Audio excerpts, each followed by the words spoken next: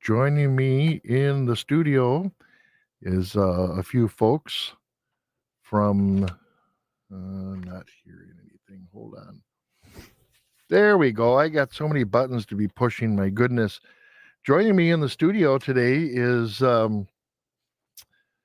Mark Manty and Kim Dale and a few other people. And it's crowded in here. If you take a look on our YouTube page, you'll see people that don't even have enough microphones for everyone to share. But Mark, talk about what you're doing and the whole raising awareness of the campaign on fentanyl and the effects that it's having here, not just in Sawyer County, but that's what you're focused on, and what you're doing and who's involved with this.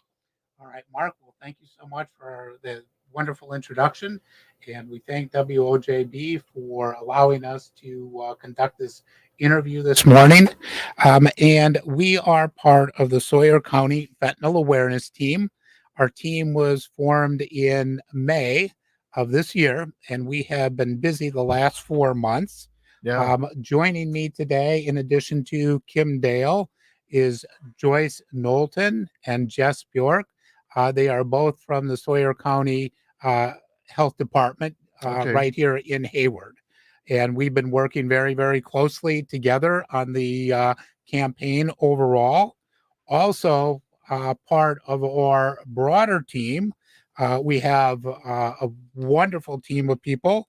We've got the school superintendents from Hayward, Winter, and LCO. We also have a couple other people within the Sawyer County Human Services Department, also law enforcement, Doug Moreau-Tech, and the Yeah. city and town have been very, very active, as well as health services. I'd like to recognize a few people from the LCO community that have really been working closely with us. Jessica Hutchinson, the school superintendent, Mm-hmm. Nicole Pulsekamp from Health Resources, Tim DeBro from the Tribe Police, Marie Basti from Baziki Health Director, Yeah. and then also a community member, Dorothy Crust, who has been joining us. Yeah. Let's start from the beginning and tell us a little bit about what fentanyl is. I mean, we hear a lot about it, and there's a lot of different, um, individuals that have been affected by it, but what really is it, and how does it get here? So can you hear Yeah, me? yeah, Okay. go ahead. Sorry. So for that, to back up, so for fentanyl is we hear about a lot in the community as far as the illicit part, the illegal portion of it. It is actually used in the medical community. It does serve Oh, a very good purpose. The main purpose somebody would receive fentanyl on the medical side of it would be for pain management is the most common. sure. So fentanyl falls under a category of medications called opioids. So like Vicodins, Percocets, things along those lines are in that same category. So fentanyl does fall into that. Unfortunately, we're seeing and hearing a lot of it. The illicit side of it is where it's Sure. being used. So I yes. didn't know that that was a prescribed Yes. drug as Yeah. well. So it can be So, prescribed and does have a very good purpose, but unfortunately, it's one of yeah, those that's been taken the other direction. yeah. And the illicit fentanyl, where's the source of this? I mean, we hear a China connection to this. What do we have? So, for what we know, fentanyl, the chemicals are actually created in China. Yeah. China ships them over to Central America, and there they are made in, you know, jungle camps, Mm-hmm. backyards, anywhere. That doesn't take a lot of different types of chemicals to actually add to it to make illicit fentanyl. From there, they create a powder or pills, and then they Yeah. are brought across the border just like any other illegal Right. drug that comes Yeah. into the U.S. Has there been any U.S. discovered labs or creations of fentanyl in the United States itself, or is it all in Mexico? There have been labs in the United States, nothing local, Okay. nothing that I'm aware of in Wisconsin. The labs that I am aware of have mostly been on the East Coast or the West Coast. Yeah. And then, so how does this get from Mexico into the United States and then up in specifically northern Wisconsin and Sawyer County? Where are these Are these coming from Madison and Minneapolis, or where else are these sources? Yeah, I mean, most drugs that are moving across the United States are coming on the interstate system Okay. through either trains or through vehicles. Not airlines as much anymore. There was a huge crackdown on that, and COVID actually helped that. But Mhm. more in trains than in vehicles. So yeah, it's just going to come across the interstate system. For our area, I would say that most of it is probably coming from the Twin Cities area because that's a major hub. You know, it's a major Yeah. travel hub Yep. for the northern part of the country. And as far as overdoses are concerned, it doesn't take a lot of this powder or drug. And we've been now finding it in marijuana, and it's laced on that, and people don't know that it's there. It just Yes. happens to be there. And I'm assuming that provides an extra boost of a high that normal marijuana wouldn't do on their own, but then people don't realize that they've overdone it and now they're overdosing. And here to talk about a personal experience with that is why am I blanking out your name? Kim Sorry, Dale. Kim Kim Dale. Dale. Yep. Sorry. Good morning, Mark. And your daughter Cassidy fell victim to an overdose of that. Talk about what happened She with did. Cassidy. So I am a local. I was born and raised here in Hayward. Grew up on Fromwell Road. Yeah. Decided I left for a little bit, but decided to raise my children here in Sawyer County in Hayward, where I grew up. Cassidy went through high school, the Hayward school systems. Yeah. Was excited for a future. Graduated from high school here. Decided to go to Minneapolis with some friends and kind of start her life and explore, what was out there. Yeah. Unfortunately, Cassidy made some bad decisions when it was confirmed that she had some drug use. I did go and get my daughter and brought her home. I brought her home here to Hayward, Sawyer County, because I thought I could have her safe here and get her better. Right. Yeah. So it was hard to find some resources to help her. I eventually did. I went through North Lakes, and she was doing good. And I had her living with me for about a year. Did everything as a parent I needed to do for her that I possibly Right. could. Stepped away from my jobs. I took her everywhere she needed to go and got her better. Unfortunately, one night, August 27th, 2019, Cassidy was out with some friends and she was drinking. And she made a decision, a bad decision. We've all made bad decisions. Yeah. Unfortunately, Yeah. nowadays you can't make a bad decision because that took my daughter's life. My Yeah. daughter, whatever she was wanting to use or trying to get, I do not know that answer. But my daughter got fentanyl. 2 milligrams of fentanyl can kill an adult male. Yeah. My daughter had 5 milligrams of fentanyl in her body. Oh. So she did die. So that was 4 years ago, and since she passed, I did not know much about fentanyl.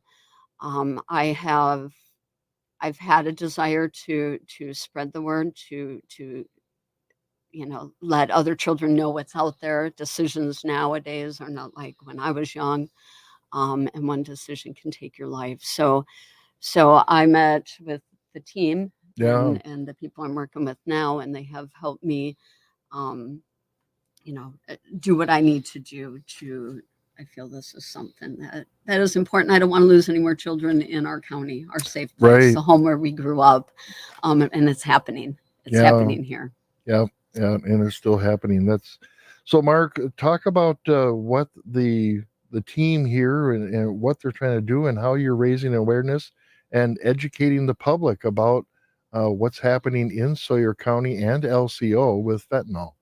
All right. Well, we have our slogan is "Don't be fooled by fentanyl. Your future depends on it." And as we've spoken about here, is making a bad decision can easily cost your life, and it is not only in marijuana, but heroin, cocaine, even vaping sticks. So it's showing Wow. up and young people are definitely exposed to it. So our message to the community is all about building awareness. There's people who may have heard of fentanyl but have little knowledge beyond that.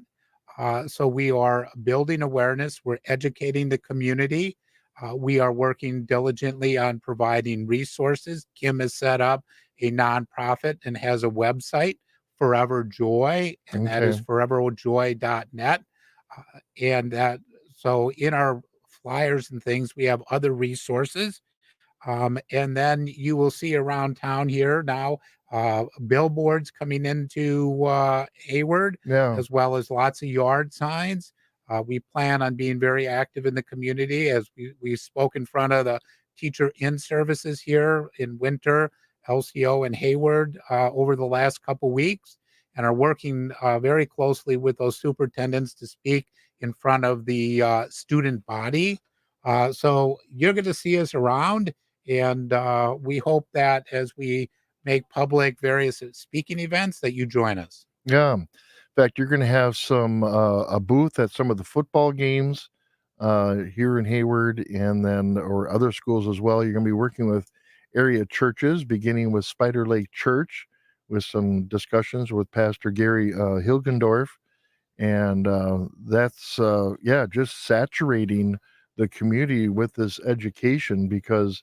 I don't think, when you talk about fentanyl to a user, they're going to say, well, I don't buy fentanyl. I'm not, using fentanyl on purpose. How do we educate the users about the risks that they're taking when they're buying drugs off the street? Well, unfortunately, some users do look specifically for Oh, they fentanyl. do. Okay. Yeah, because they like the high better than heroin. Yeah. But it's Russian roulette. The danger and the one that we address the most for those people who are searching for fentanyl, that is why we have been working to get peer recovery people. So this is Okay. somebody who I call a battle buddy. It's somebody that they can contact, they can meet with for support, whether they're looking to get into treatment now or not, but just somebody to help them walk through life a little bit. But we're also concerned about the trickiness of fentanyl. So you go to a party, your child goes to a party, your kid goes to college, your kid goes to an event, and somebody says, "Here, try this joint." And one puff can kill you. You Yeah. can't experiment anymore without looking at death.